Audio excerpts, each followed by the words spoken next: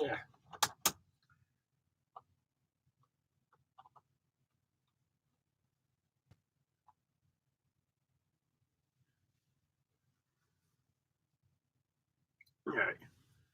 All righty.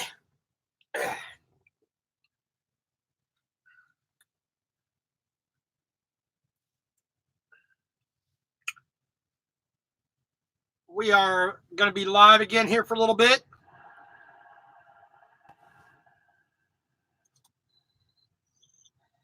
Try to be a little more consistent with the weekend vlogs here. There we go.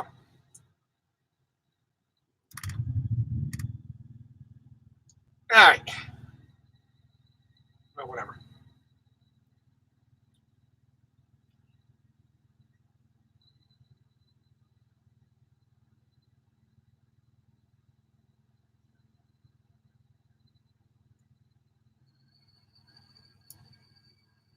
Yeah, wait for a few people to come in.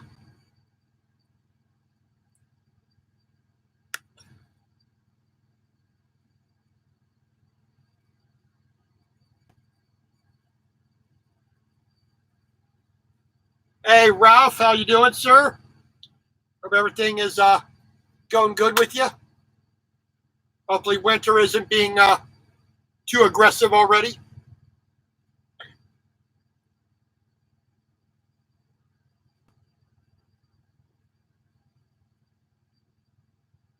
So, today, looking through the old YouTube on the trucking websites or trucking channels. And of course, you got Smart Drive Test channel. And today's video was how to avoid T-bone crashes. It's pretty self-explanatory how you avoid T-bone crashes. You drive using your brain. You look both ways. You don't go until you know 100% that you can go safely. It seems pretty obvious to me, but apparently there's enough people who need that education. And we see them all the time on the highways. So, yeah, definitely do.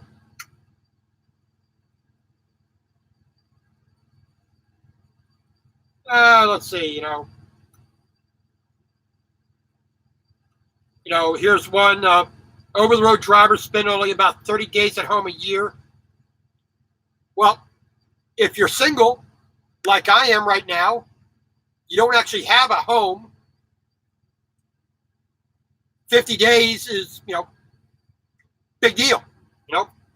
If you have a family, you have a wife, you have children, or a husband and children, whatever, I wouldn't think it would be enough. I would think it would be, something that would disturb, some people. But I look at the same thing for firemen, EMTs, policemen, new doctors, anybody in the military, especially the Navy, when they're assigned to a ship.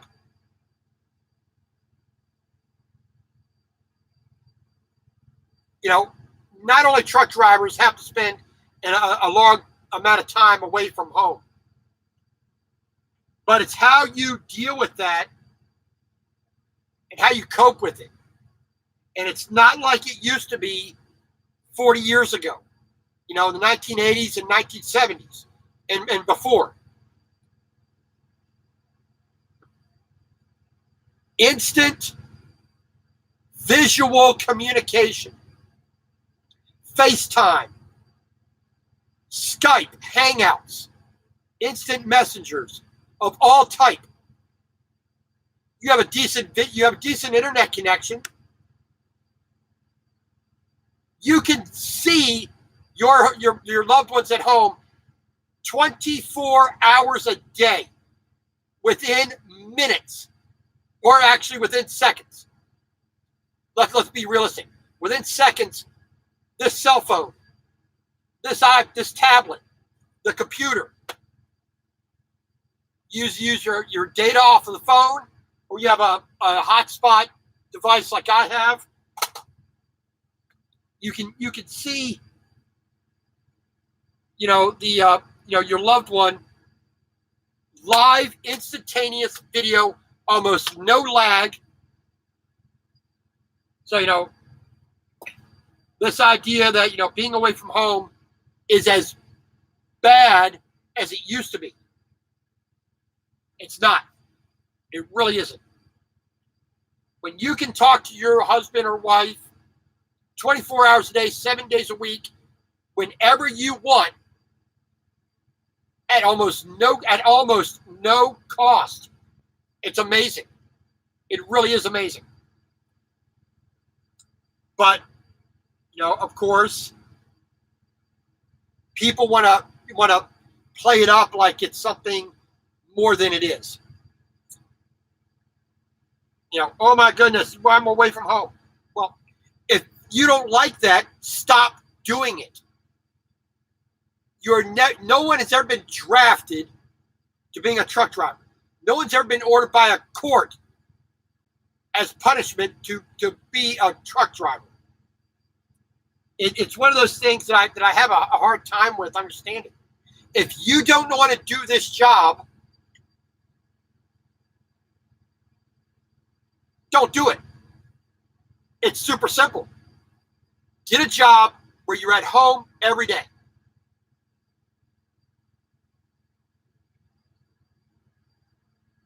Let's see what else.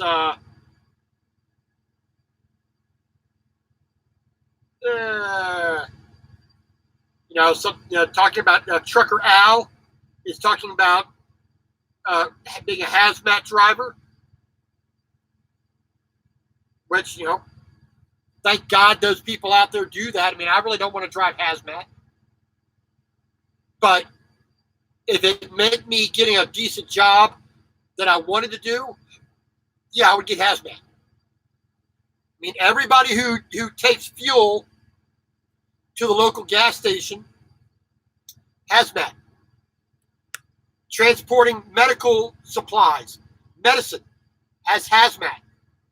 Takes chemicals to a manufacturing plant of some type, has hazmat. I mean, without those guys doing hazmat, I mean, there's a lot of industries that would shut down real quick, and a lot of the economy would shut down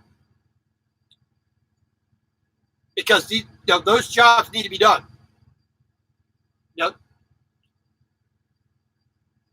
Other than that, not too much on that. Let's see here. Going into Dallas.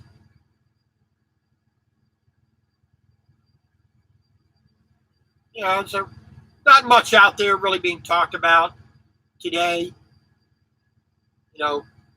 Brian Hall put out another Maverick glass load video. Trucker Clay put out his a new video. Let's see. Container Man did his Maricopa live streams. Trucking Stuff did Rookie Mistakes, which he talked about a couple of things which I kind of agree upon.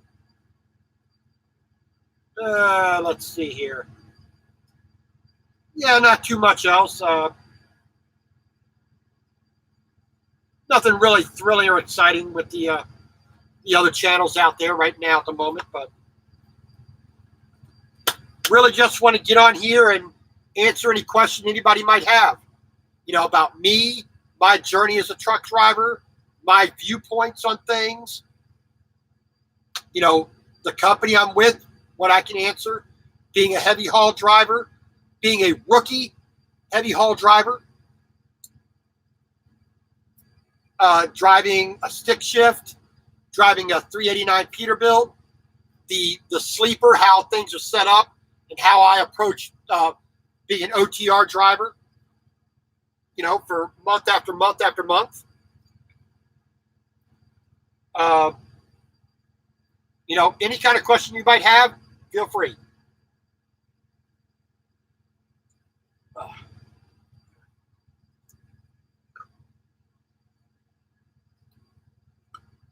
But overall, today has been sitting here in Crossville, Tennessee. I got here about 5 o'clock Saturday night.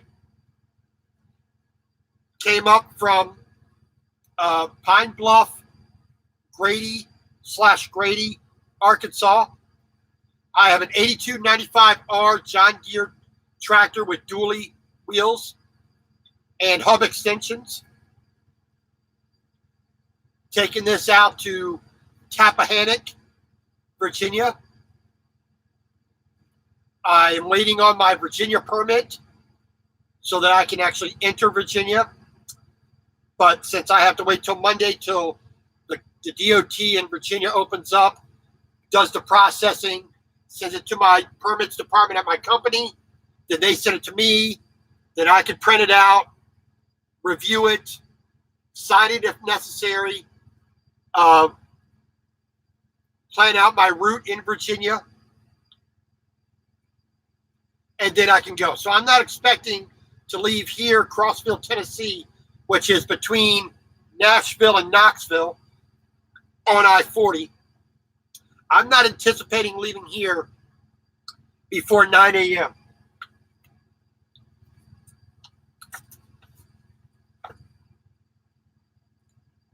All right, so we all know daylight savings time is ended. We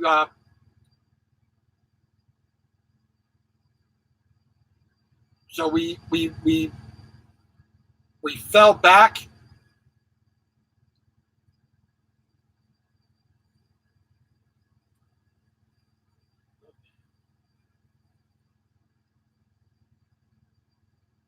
Let's see.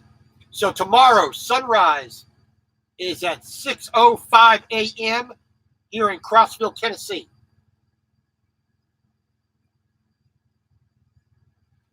Well, permits, it's depending upon the state, how many other guys are requesting permits. So, I had to wait, let's see, Friday, picked up my load in Grady, Arkansas. I was there about 9:30. I had to wait till they got the tractor running again, got the tires off, got me loaded. I got chained down, secured, everything reduced down as small as I could get it. Everything properly set up on the truck.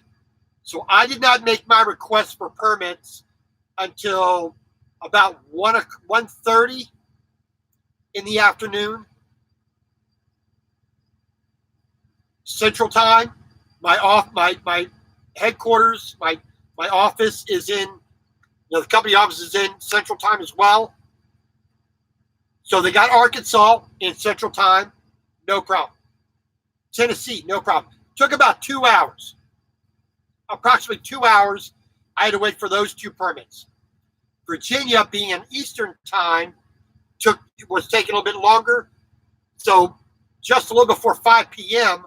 Central Time, I got told by my permits guy that I would have to wait until Monday to get my permits for Virginia. So almost 3 days, 2.5 days, almost 3 to get my permits for Virginia. It happens, they get bogged down. They just, it's a government facility, so they're really not in much of a hurry to really get anything done. So sometimes it's been less than an hour. I've had permits. Sometimes it's been a couple days. Here we are, Friday afternoon, going into Saturday, Sunday, then I have to wait till Monday to get it. So instead of being able to leave at 6 o'clock in the morning, I have to wait. Like I said, I have to wait till they get that done. So I'm anticipating, 9 a.m. be approximately when I can leave. Hopefully, it's earlier. If it's 7:30, 8 o'clock, even better. I'm going eastward, so I have to cross the time zone. So I'm going to lose an hour on the time. So I'm looking to get over to like Rutherford Glen, north of Richmond, Virginia, roughly in that area by the end of the day tomorrow. Let's see here. Rutherford Glen, VA. And sunset tomorrow is going to be about 5:08 p.m. So, if I left here at 9 and then I drove east past Knoxville, then I'm going to pass into Eastern time, so I'm going to lose an hour there on the day. So I pretty much have to say I'm leaving here approximately 10 Eastern time.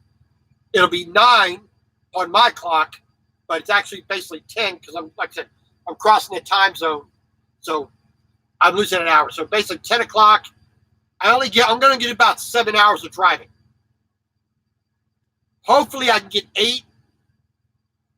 If I can get 9 hours in, even better. But I still got 450, almost 500 something miles to go to get to my delivery, which I wish I could deliver it on Monday, but not being able to enter Virginia, that kind of, just delays me. Now, the only advantage to sitting here all day was I get to reset my clock. So now I have a full 70-hour clock come Monday, which is preferable to have. Because I only had about 26 hours, and then I would have been working on reset, recapped hours. So I have to watch it every single day. I have to be very careful with my hours. This way, I actually have a little bit more latitude to do things. So it actually does benefit me a little bit, being able to work a little bit more efficiently. But at the same time, I'd rather have kept driving, got there a day early, and then got to my next load if I could have done so. But and then, it's just the way it is. Oh, excuse me.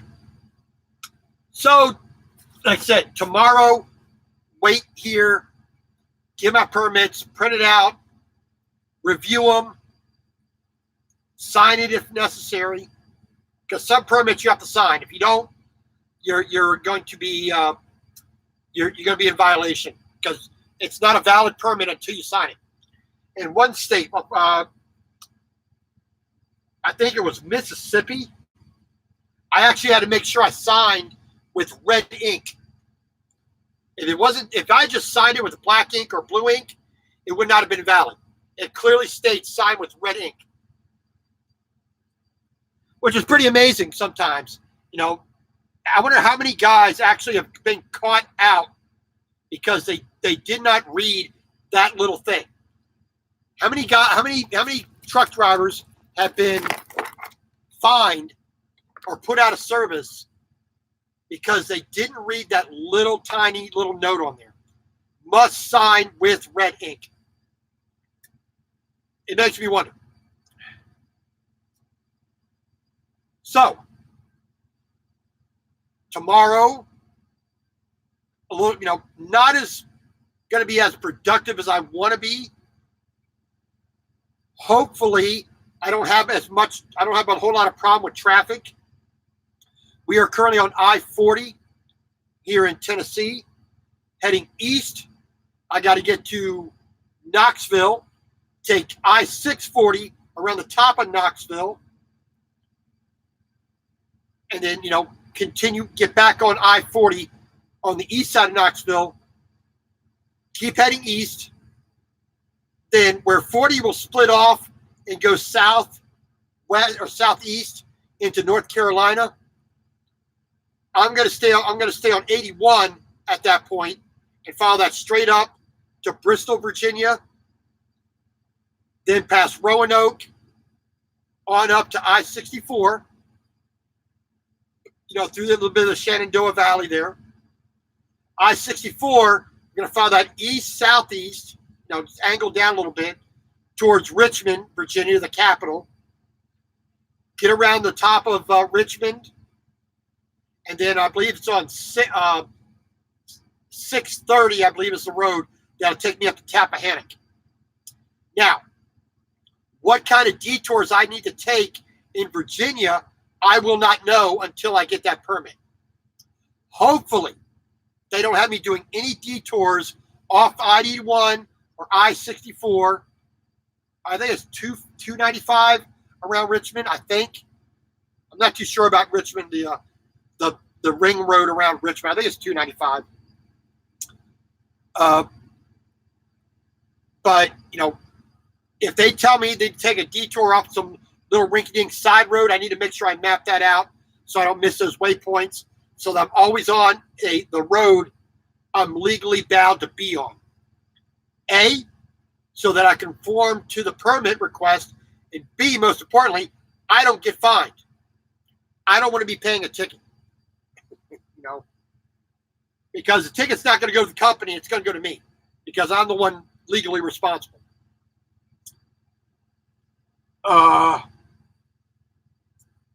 Other than that, it should be a fairly easy day tomorrow. Like I said, I'll have maybe 7 hours, 8.5 tops, I would think. The only thing that I have to worry about is what kind of construction they put on the roads. If they slow the speed of the road down, how many detours I have to take on side road through small towns where the speed limit drops down to 25, 35 miles an hour. Generally making the road longer,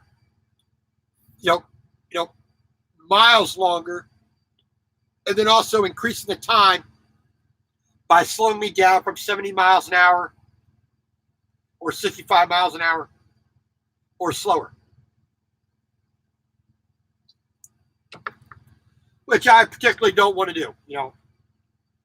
I want to roll. I want to get there, get it off, get to my next stop. Get to my next pickup. Now, being as I'm stopping, I think it's the St. James River in Tappahannock, Virginia. Basically, I'm going to be like 20 odd miles away from the Chesapeake Bay. So, I know the area okay, more of Maryland than Virginia, because I'm a Maryland guy. I'm a Marylander, I'm a Baltimorean by birth. So, I know, and I spent a good majority of my life in and around Baltimore, Maryland. So I know that area a lot better. Virginia, not so much. I never really mess with Virginia too much. But I know the type of area, how people speak, how to properly pronunciate the town names and whatnot. So, I pretty much know what I'm doing in that area. Like I said, once we make a delivery in Tappahannock on Tuesday, I could go up to Baltimore to pick up a load up there out of the port. That could be a very easy thing to do. I could also run all the way back down into North Carolina to pick up a load, or anywhere else in between, anywhere around that area, I could pick up a load, from a John Deere dealer to an auction, site to a port. The possibilities are to be going any direction, so.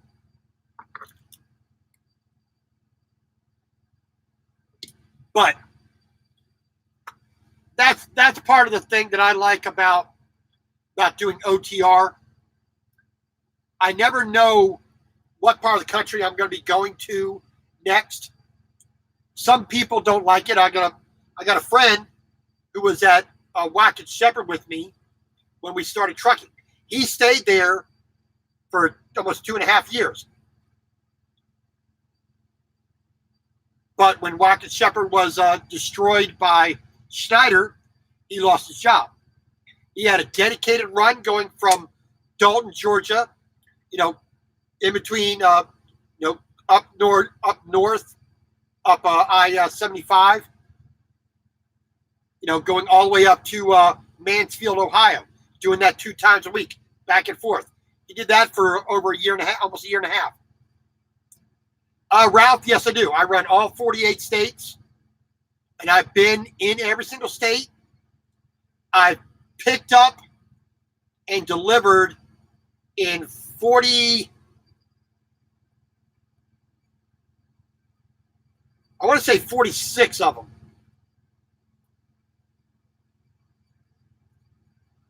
Let's see, Washington, Oregon, California, picked up or delivered in those states.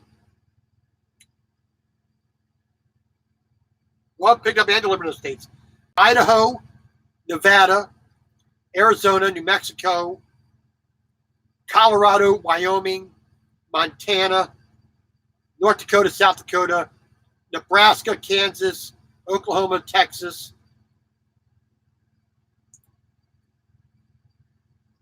Yeah, 47. The only state I have not picked up or delivered in is Rhode Island. That's the only state I have not picked up or delivered in.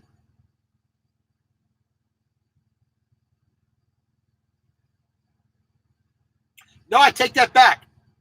Massachusetts. I had a load that was going to deliver, and I had a load I was going to pick up, but both times it got canceled. So actually 46 states, Massachusetts and Rhode Island, I have not picked up or delivered in, but I've spent the night in Massachusetts. I've spent the night there once, and in Rhode Island, I drove through it. But those are the only 2 states I've not picked up and or delivered in. Every other state I have.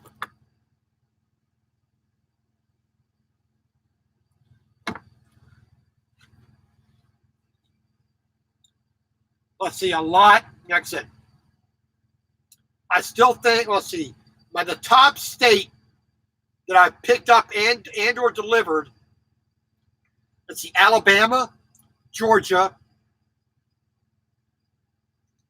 California, Colorado, Indiana, Illinois, Ohio. Those are the top states that I've picked up and delivered in. Texas is coming up, is approaching that. Florida is coming up as well. Even though I spent a full week doing local delivery in New York, on Long Island, upstate New York, near Albany and Syracuse, it's still below the other ones.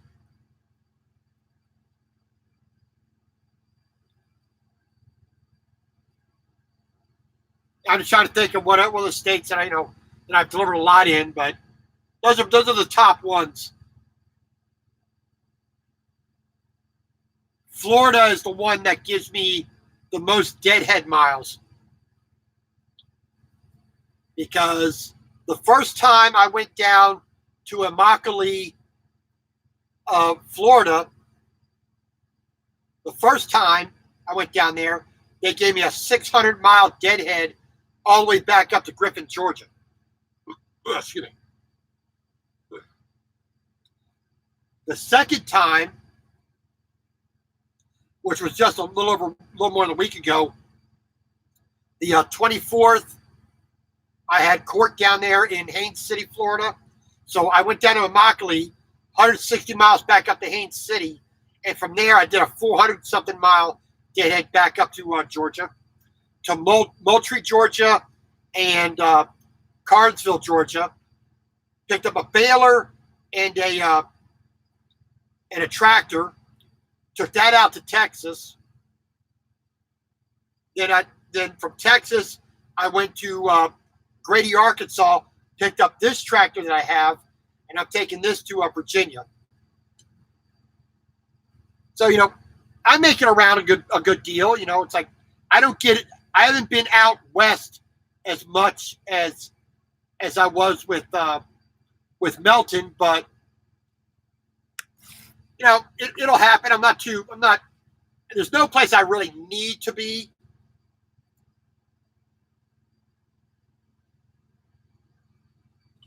And being that it's going into wintertime, well, it's already winter most places, but Colorado, Wyoming, Kansas had snow the other day. Montana, Idaho, the mountain states have already gotten a good deal of snow. Some places a foot or 2 foot, I think, whatnot.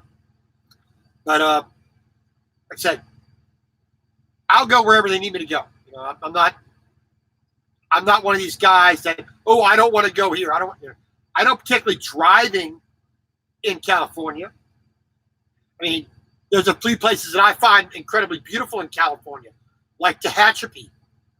The last time I was in California, I came back through Tehachapi. It was beautiful.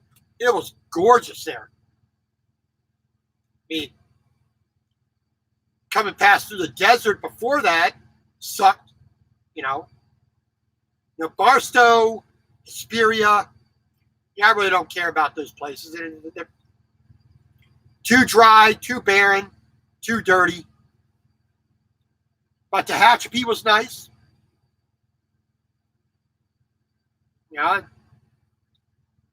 Getting up San Francisco north, I think California is stunning. It's stunningly beautiful.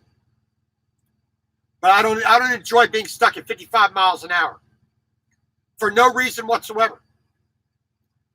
I mean, Louisiana, whenever I'm on permit in Louisiana, I'm stuck at 55 miles an hour. It's a pain in the backside. And that's only for the oversized loads. If you're on a permit, you have to do 55 in Louisiana. Doesn't make any sense, but that's what they want.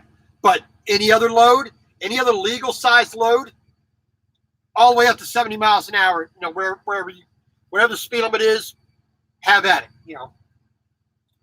But, that's just the way they want to do it.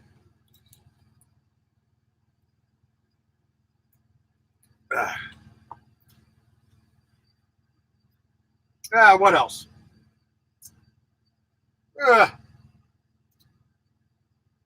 I'm just I'm drawing up kind of a blank here.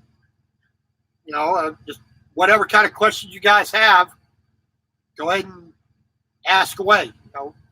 If it's too personal, I'll tell you I won't answer that. But other than that, whatever kind of question you might have, I'll do my best to answer it. Oh, excuse me.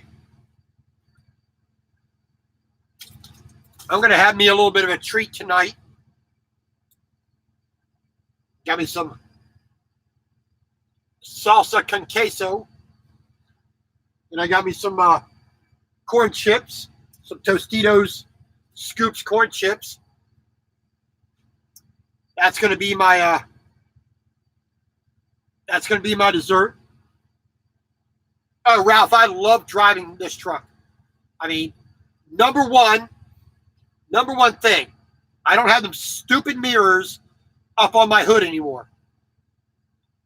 I didn't like them on the Volvo, which I started with. I absolutely hated them on the Kenworth T680 Kenworth I was driving at Melton. Absolutely hated them. They were absolutely useless. I don't need to see my grill in a mirror. Now I don't have any hood mirrors. Love it. 2, I actually love being able to see my hood. Now, I'm 6'1". I spent 30 years riding a bicycle, being a landscaper, arborist, tree trimmer. When I sit in the seat for a long period of time driving a truck, I want to have my knees slightly above my hip. That's the most comfortable position for me. So that means that my seat is all the way down and all the way back. It's not just for me to look cool. I mean, you can't make this look too cool or cool at all. You know, I can admit that, you know. But even in that position, I can see my hood all the way. You know, unlike the Aero, you know, the Volvo, even the T680 is a little bit higher, but it's still down. I really couldn't see my hood. Now I can see the hood without a problem. And I love it. I really do love it. It's still taking me a little bit of time. It's been 3 months now. You know, come Tuesday, I'll be at this company for 3 months. It's still taking a little bit of getting used to having that bar in the center of the windshield. That's a little bit getting used to still. Still bugs me sometimes. But probably the number one thing I really, truly enjoy is driving a stick. Driving an 18 speed.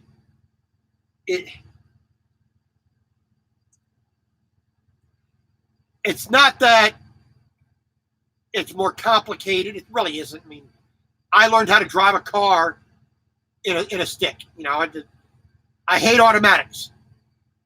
I just do not like automatics at all. The eye shift in the Volvo right next to my leg, attached to the seat. Hated it. Kenworth, you know, had the little knob up on the stalk behind the, you know, right behind the steering wheel.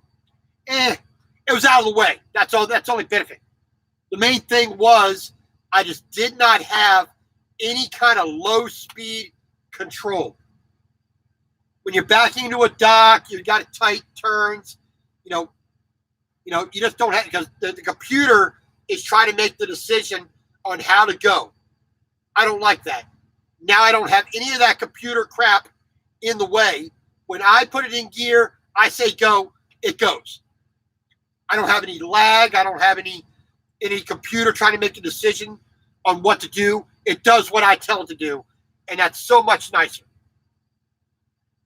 You know, it's so much nicer shifting, being in tune with the vehicle, being in control of the vehicle.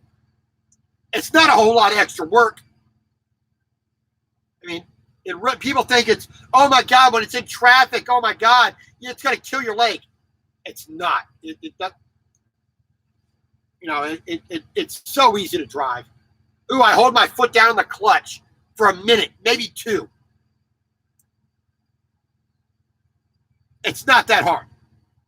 If I know I'm going to be stuck for 5 minutes, take it out of gear, pull the brakes.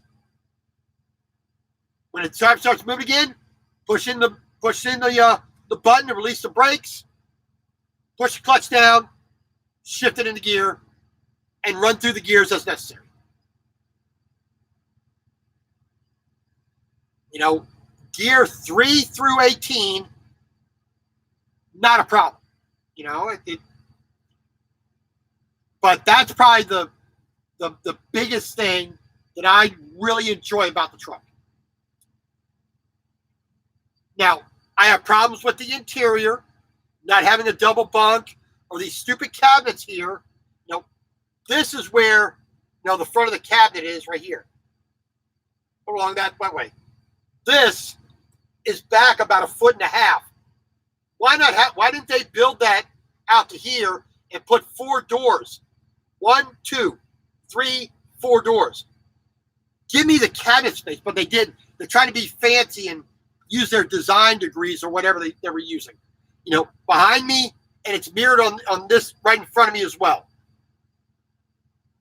It just doesn't make any sense to me. But if I had my way, I'd rip these freaking plastic cabinets out and build, plywood cabinets that fit what I need.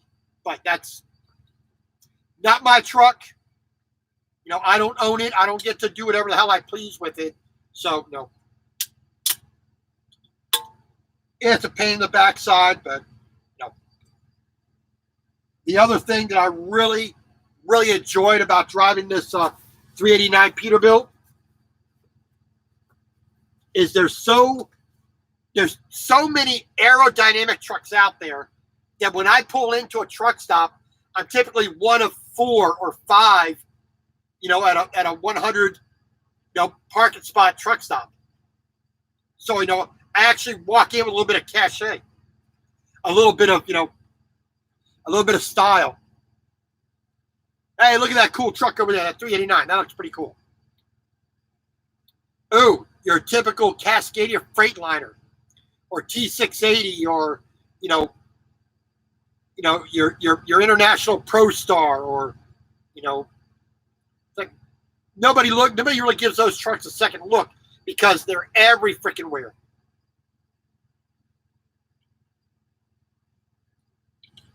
And I understand the reason why the companies do that, because fuel cost is something they have to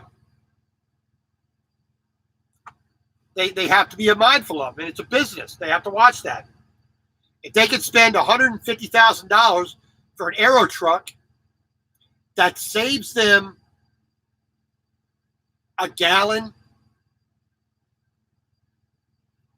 or let's put it, gets them an extra mile, 2 to 3 miles more than what this this conventional old style truck gets, I don't blame them. I liked driving the T680. I thought it was a nice looking truck for an aero truck.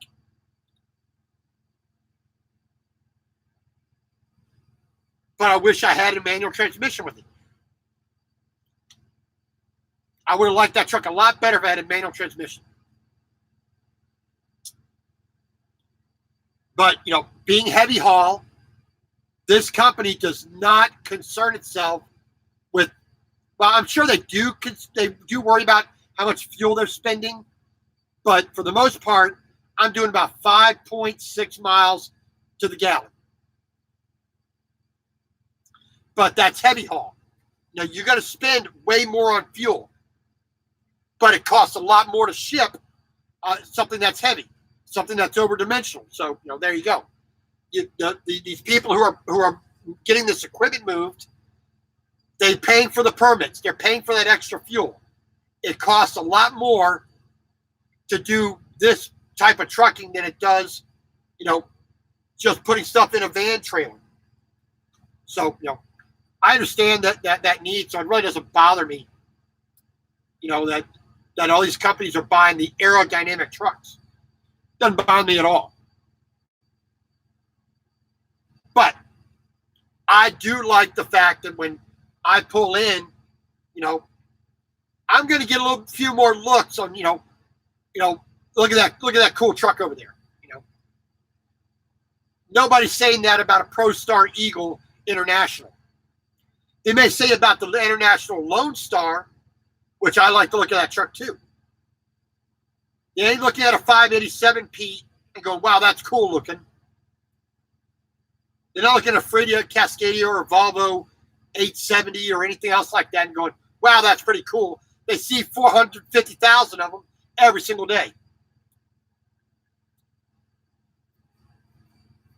But when I see the classic truck, W900 Kenworth or a 389P,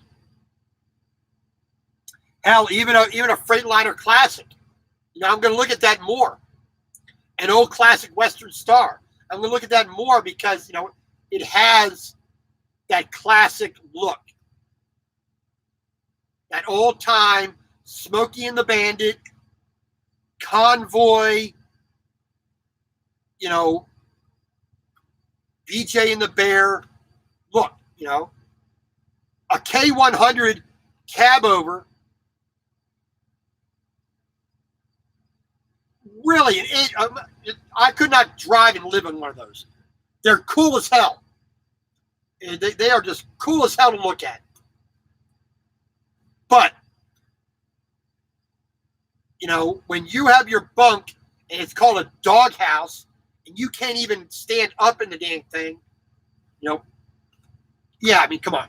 You know, it looks cool from the outside, but I couldn't drive one of those. I couldn't live in one of those as I can live in this truck. The main thing I wish this truck had would be a double bunk. You know, right about this line right here would be perfect for a nice shelf coming right out here. I could do all kinds of stuff with that kind of storage. But under the bunk here, I'm going to build a platform that stands up about a foot high. The mattress is going to go on top of that, and all of that entire area inside the little tub here that holds the mattress, that area underneath is going to have either drawers or just be open, so I can put all kinds of, storage under that in that area. But other than that,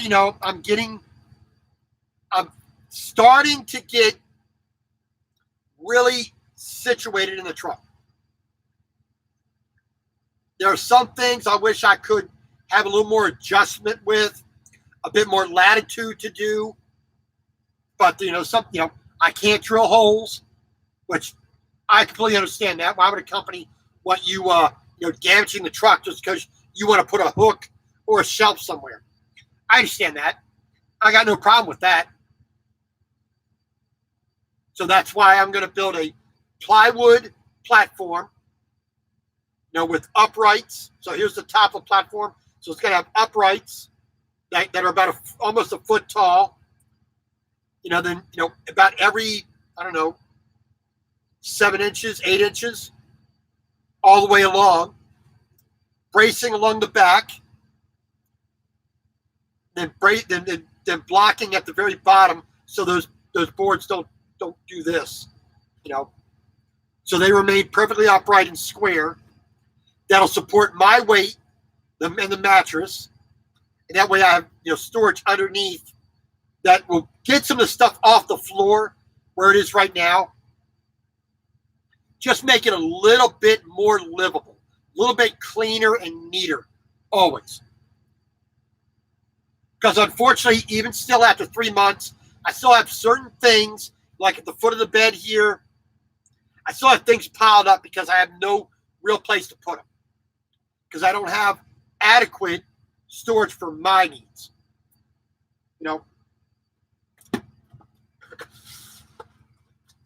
This cabinet here, look at this, made out of plastic, which really sucks. But they got some storage here in the door. I got some, toiletries and medical stuff here. Aspirin and Pepto-Bismol and some NyQuil and alcohol, soap and Q-tips, shampoo and whatnot there. Then I got these Walmart, 3-drawer tower, stacked up. That holds all my clothes. But what I'm going to do in here is I'm going to get some plywood, and I'm going to build plywood shelves and build it in. So there's a piece of plywood on this side and on this side, then the shelves put in the middle all the way to the top, and bring it all the way out to the front. Maybe with just like a little lip on the front, or like a fold down door or a flip up door, whatnot. That way I'll gain about 25% more space, because all this extra, the plastic has to be bigger to deal with the same structural requirements, but it'll be thinner. The plywood will be thinner, support the same amount of weight, but I'll gain more space. so I can put more stuff in there. So, I have about 90%, 95% of my clothes in here right now, but I should be able to get 100% of my clothes in here if I do it, like I said, building the shelves in out of plywood, getting rid of that. So I'll gain space and gain organization. And then the same thing right below where the computer is sitting. I have a door, another cabinet that's about, 8 inches, 9 inches shorter. Do the same thing on this side, because this side I have the rest of my, toiletries and health stuff on this side. I have my kitchen stuff on this side. I have my I have my dry food storage on this side. But I want to be able to put all my pots and pans in there too. All my, my panini grill, I want to be able to put in there. My kettle, my hot plate. I want to be able to put that in there out of the way so it's not on the floor right at my feet. Things like that, that just make being in the truck a little bit more livable. And that's the thing, that it has to be livable. Because unfortunately, they kind of designed these trucks for somebody who is not in the truck full time as I am. I'm in the minority with this. They're looking at the truck being for somebody who's going to be here for 2 weeks, maybe 3, going home for a couple of days and taking their stuff out, doing their laundry at home, so they don't need that amount of storage. Well, I'm in the truck full time. So my requirements are a little bit more, for proper storage and organization than someone who's in the truck 2 weeks, home for a couple of days, back out for 2 weeks, whatnot.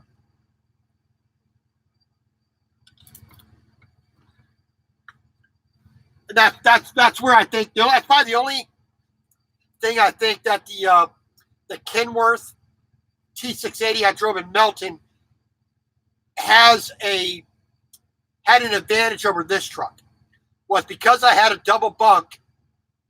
I built that platform that sat over top of the top mattress, and I had put these drawers all along the back wall. I had these 3 drawers, this one, these 2 here, the one in the cabinet here, and a wide, the double wide drawer, and my dirty laundry hamper up on top on that shelving system. And I had all the space I needed. I had more space than I needed. I was hauling around stuff I didn't need. So I actually had more space than I actually needed, which is, like I said, that's why I got to build a platform underneath the bed here to give me close to that. Which like I said, once I do that, then I'll be a lot more comfortable in the truck.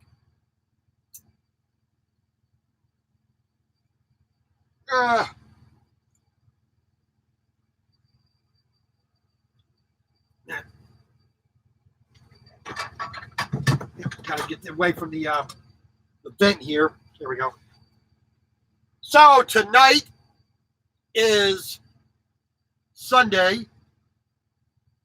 Let's see what the old temperature meter is. All right, so 45 degrees right now, a low of 33 tonight here in Crossville, Tennessee. So I got the heater going. I got 4 blankets on the bed, 3 of which are queen size, so I got them kind of doubled up for now. I like a good warm bed. So, even without the heater, I'm good, for sleeping, sleeping warmly. And then if I need to, I could throw a pair of socks on or, whatnot. But the only thing that I do sometimes when it gets really cold is I'll put a beanie on, a lightweight beanie on my head, a sleeping cap, just to make sure, my head's not cold. Because I'm right next to a window here with no insulation. But other than that, I'm usually pretty comfortable in this truck. Having an APU that I can run all night, provide heat or air conditioning, electricity all night, fantastic. That's probably the thing that I really wanted when I went to Melton, which I thought I was going to get. You know, that's something that I wish they didn't crap out on. All right, gonna move a few things here and stand up for a little bit because I don't get to stand up that often. So I'm gonna move things around here a little bit and move this thing up higher. I'm gonna put that right there. There we go. So we'll move this up here. There we go. That's it. There we go. Yeah, so just stretch out the legs here a little bit. But, you know, there are always pros and cons to every vehicle. And anybody who's driven a truck, driven multiple types of trucks as I have, you know, you learn, you know, what you like and what you don't like. And, you know, there are pros and cons to every truck. I mean, the Volvo, the side doors outside open like that, you know, they flipped up. I like that.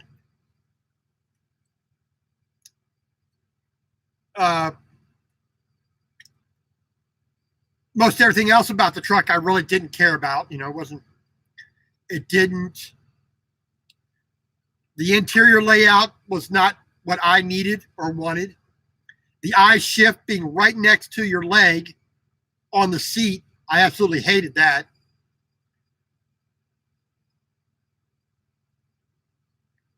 T680, still an automatic, had the adaptive cruise control and the lane assist thing, always going off and buzzing in your ear. Hated those. Hated that, you know, with a passion. So now this truck, it's not an automatic. I don't have the fender mirrors, the West Coast mirrors. I don't have those. I don't have radar and lane sensing crap. You know, all that stuff gone away. You know, it's left up to me to be a professional driver. You know, not having some stupid computer dictating me how to drive. You know, I mean, that's one step away from having the, you know, the automated trucks. You know, and that's what's hurting the industry, I think. You know, oh, we don't trust you to act like a professional. Well, you didn't hire a professional. You just hired someone to drive a truck. You didn't ask for a professional. If you wanted a professional, you would treat them like that from the beginning. Don't treat them like a bunch of damn morons. You know, rear-facing cameras. You know, having a drive cam is fine, but why you have the camera pointed at me? You know, 85 to 90% of all accidents involving a truck are not the fault of the truck driver, and that's a provable, you know, statistic. My numbers may be off, but, you know, the more than 75%, let's go with that. More than 75% of all accidents involving a car, a motorcycle, a pedestrian, a horse, another truck, the truck driver that's being hit is not the cause of the accident. 75% plus. They are the victim.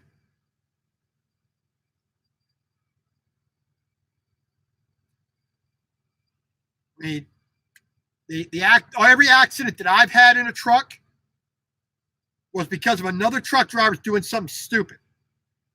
They weren't being professionals. Every single one of them was in an aero truck,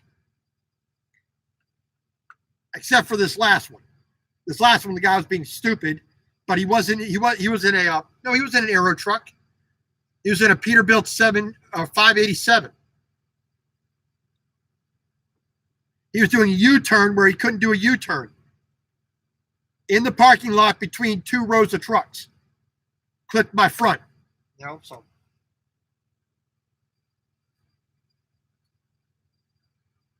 But that's just bad driving, which is the problem. I've never hit anybody in a parking lot or anywhere else. It's easy. It really is easy.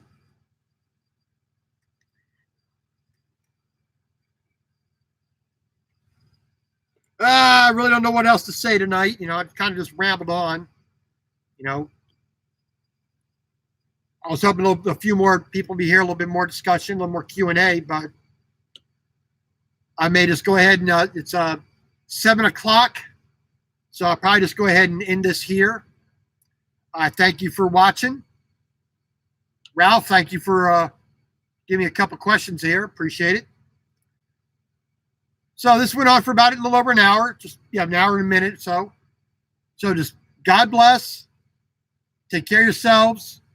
Don't be driving out in the winter weather when you don't have to. And if you do have to, take your time. Keep your head on a swivel. Don't rush it. There's nothing that we need that badly. We're not delivering hearts to someone needing a transfusion or a transplant. So just have a good night. Have a safe day. And get ready for Thanksgiving and Christmas and a New Year. Hope we all have a good, safe winter. Talk to you next weekend.